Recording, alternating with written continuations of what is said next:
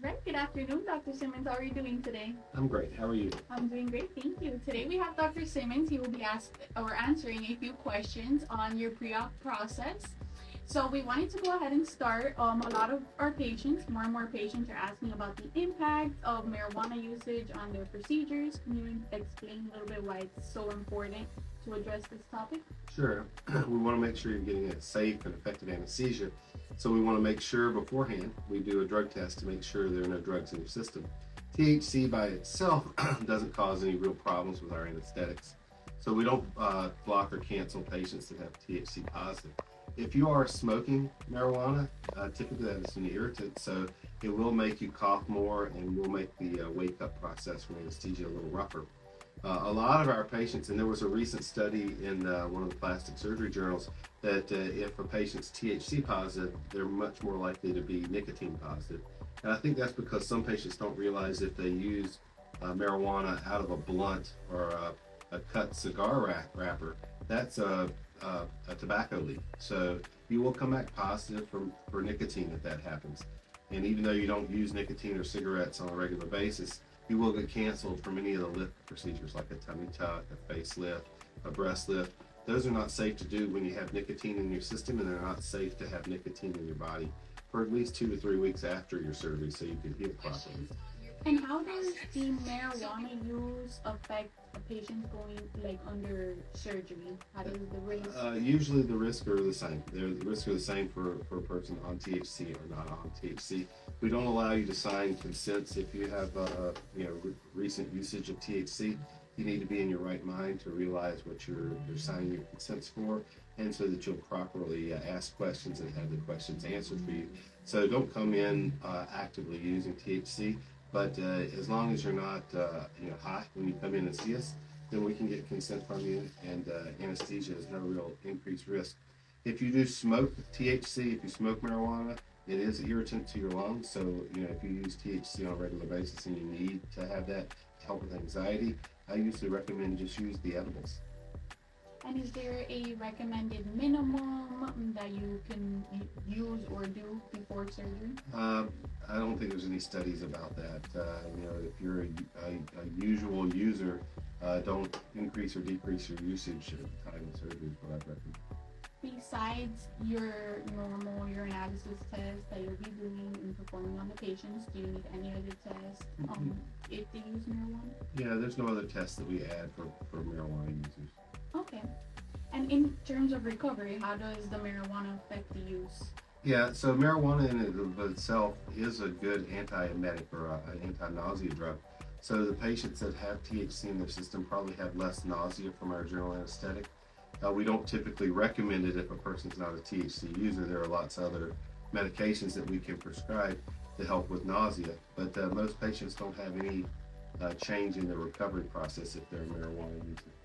Okay, and do you recommend any alternatives for patients who use marijuana? Yeah, in general, patients that are addicted or use things on a daily basis, that's not a good process to be in. We recommend patients live their healthiest life.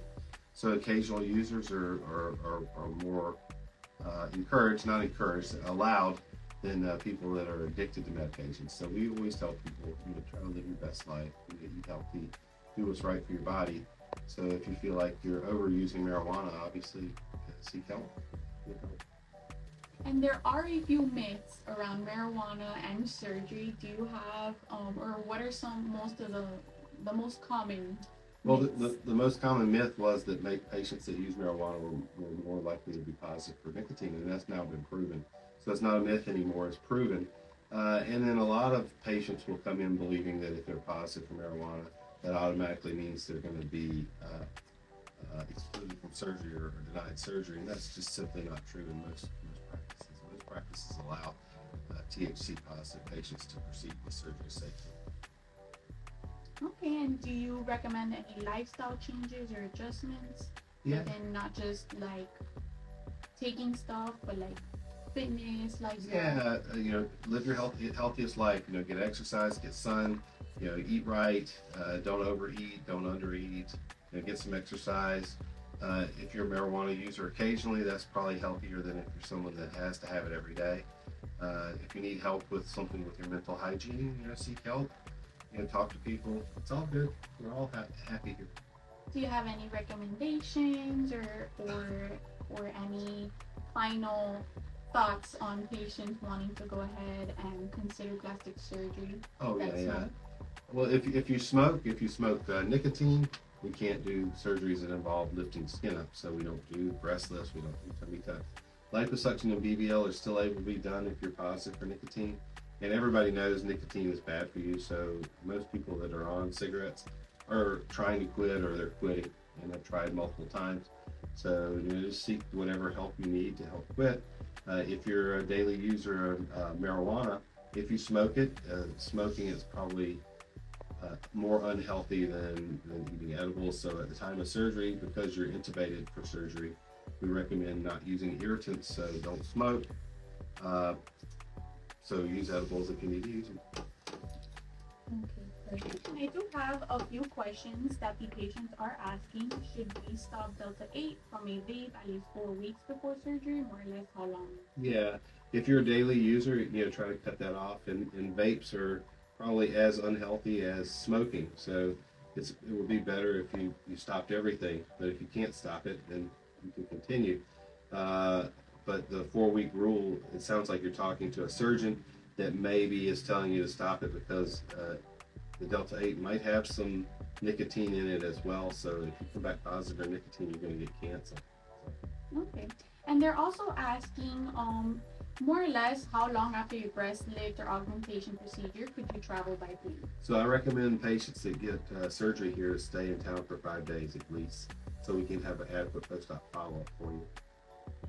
And more or less, when can someone stop using alcohol before it's tummy tuck? A couple of days ahead of time. I do tell patients if they want to drink the night before, it's fine as long as the effects of that are away before you get your surgery. So, Okay. A day or two before would be how long I would recommend stopping alcohol.